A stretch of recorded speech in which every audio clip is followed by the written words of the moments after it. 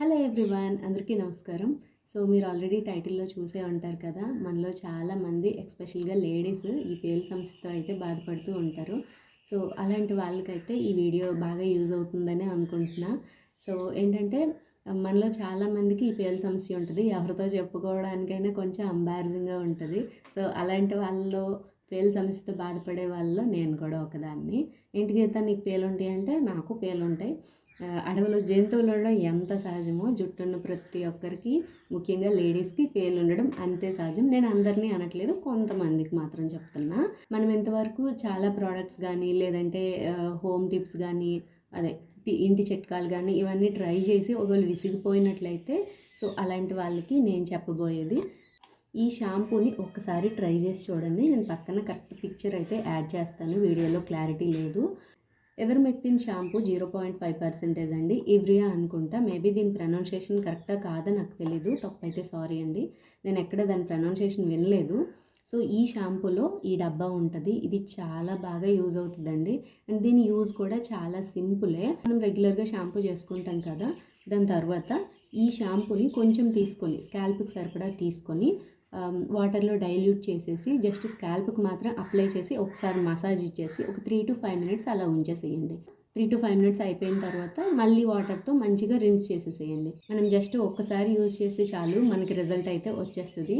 కాకపోతే దీన్ని ఒక 2 weeksకి ఒకసారి అయినా, ఒకసారి యూజ్ చేసిన తర్వాత 10 daysకి ఒకసారి అయినా 2 weeksకి ఒకసారి అయినా మళ్ళీ యూజ్ చేస్తూ ఉండాలి. సో దీన్ని నేను కూడా సోషల్ మీడియాలోనే చూసి రీల్స్లో ఎక్కడో చాలాసార్లు ఒక 3 to 4 times చూశాను, నేను పట్టించుకోలేదు. 5th టైంకి మళ్ళీ ఓకే ఒకసారి ట్రై చేద్దామని చెప్పి తీసుకున్నా. దీని కాస్ట్ వచ్చేసి 130 రూపీస్ పడుతుందండి. ఏ మెడికల్ షాప్లో అయినా అవైలబుల్గా ఉంటుంది. నేనైతే 2 times తీసుకున్నాను. ఫస్ట్ డబ్బా అయిపోయింది, సెకండ్ డబ్బా 130 రూపీస్ పడింది. 30 ml ఇస్తాడు. బట్ నాకు నా పాపకి కలిపి ఇది 2 months వరకు నాకు యూజ్ అవుతుంది. ఓన్లీ స్కాల్ప్కి మాత్రమే కాబట్టి కొంచెం షాంపూ అయితే సరిపోద్ది. లేదు మేము ఎక్స్పెన్సివ్ అయినా పెట్టుకోగలము అనుకునే వాళ్ళు హెయిర్ లెంత్కి కూడా అప్లై చేసుకోండి. జుట్టు చాలా పట్టులాగా అనిపిస్తుంది అనమాట. అంటే స్కాల్ప్కి అప్లై చేసినప్పుడు నాకు ఇలా టచ్ చేస్తే తెలుస్తుంది కదా, పట్టులాగా ఉంటుంది జుట్టు. అంత ఎక్స్పెన్సివ్ అయితే నేను పెట్టలేను కాబట్టి ఓన్లీ స్కాల్ప్కి మాత్రమే పెట్టుకుంటున్నా. అండ్ దీంతో డిసడ్వాంటేజ్ కూడా ఉంది, అది కూడా చెప్తున్నా. సో ఏంటంటే దీన్ని యూజ్ చేసిన తర్వాత రెగ్యులర్గా యూజ్ చేస్తూనే ఉండాలి. 10 daysకి ఒకసారి అయినా 2 weeksకి ఒకసారి అయినా.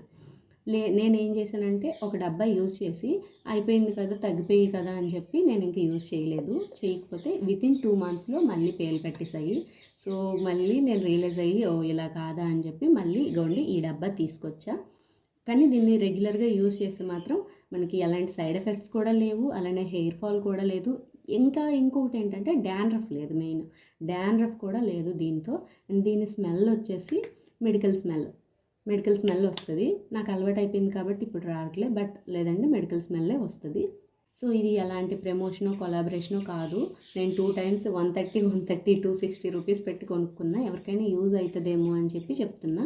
నేను పక్కన కరెక్ట్ పిక్చర్ యాడ్ చేస్తాను. అండ్ ఈ షాంపూ కూడా ఎల్లోయిష్ కలర్లో ఉంటుంది. అది కూడా నేను పక్కన వేరే బౌల్లోనికి పోర్ చేసినప్పుడు వీడియో తీసి పెడతాను, సో దట్ మీకు తెలుస్తుంది.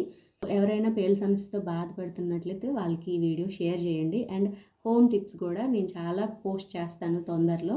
కొంచెం టైం పడుతుంది, బట్ తొందరలో పోస్ట్ చేస్తాను పేలుకి సంబంధించి. ఓకేనా?